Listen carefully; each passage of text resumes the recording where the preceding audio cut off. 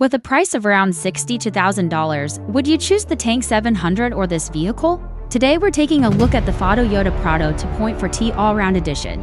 It has a length of 4,915 millimeters and a wheelbase of 2,850 millimeters. In terms of power, it uses a non-plug-in hybrid system made up of a turbocharged 2.4-liter four-cylinder engine, producing 278 horsepower along with a 40 kilowatts electric motor, moving this vehicle weighing more than 2.4 tons. The real-world 0 to 60 miles per hour acceleration time is over 9 seconds, which is not quick, and the real combined fuel economy averages around 20 mpg. So relatively speaking, the factory 68-liter fuel tank feels somewhat small. This all-round edition is currently considered one of the lower mid-level trims among the four configurations in the lineup. Compared to the next higher trim, the Wilderness Edition, it lacks a rear differential lock, and compared to the top-spec flagship trim, it also does not have the stabilizer disconnect system, so its capability in extreme off-road conditions is somewhat reduced.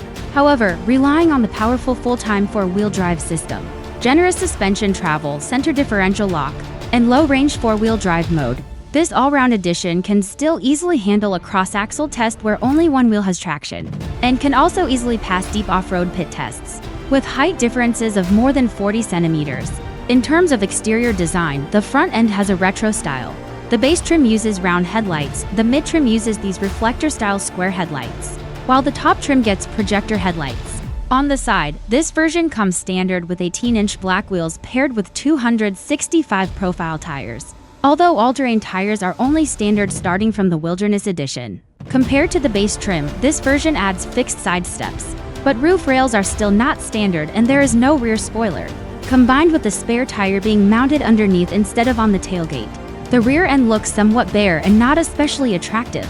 Compared with the base trim, this version adds a power tailgate, but unlike the higher trims, it does not have a separately opening rear glass section. The vehicle shown in the video is a 5-seat version. After opening the cargo area, you can see that the hybrid battery affects the floor height of the trunk to some extent.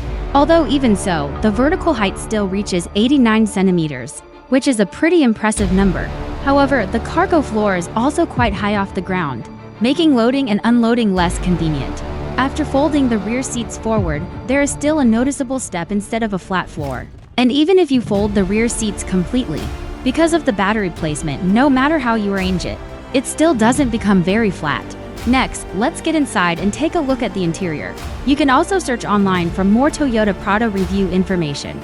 Power folding side mirrors are standard, and you can also notice the very obvious heavy-duty, rugged feel when opening and closing the doors. Compared with the base trim, the biggest improvement in this version's interior is that it finally upgrades from large areas of fabric to genuine leather upholstery.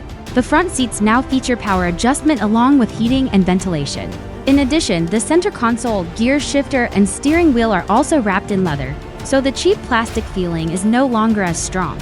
However, the instrument cluster is still not fully digital, and the center display grows from 10.25 inches to 12.3 inches.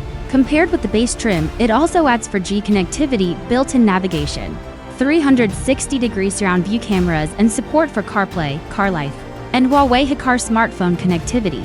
Below the climate controls and gear selector, a large number of physical buttons are retained, which definitely deserves praise because they are very convenient to use. Although the buttons themselves are still made of ordinary black plastic and have absolutely nothing to do with luxury. Although this vehicle has a wheelbase of 2,850 millimeters, because it uses a longitudinal engine layout, the rear seating space is not especially spacious, roughly similar to a regular compact crossover SUV for someone like me at 5 feet 10.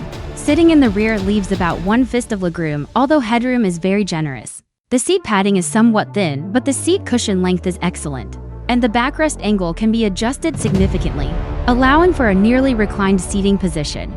As a vehicle priced around $62,000, you can see that the entire car inside and out gives off a very strong to-like character. You could almost say it has none of the luxury feel you would expect from other vehicles.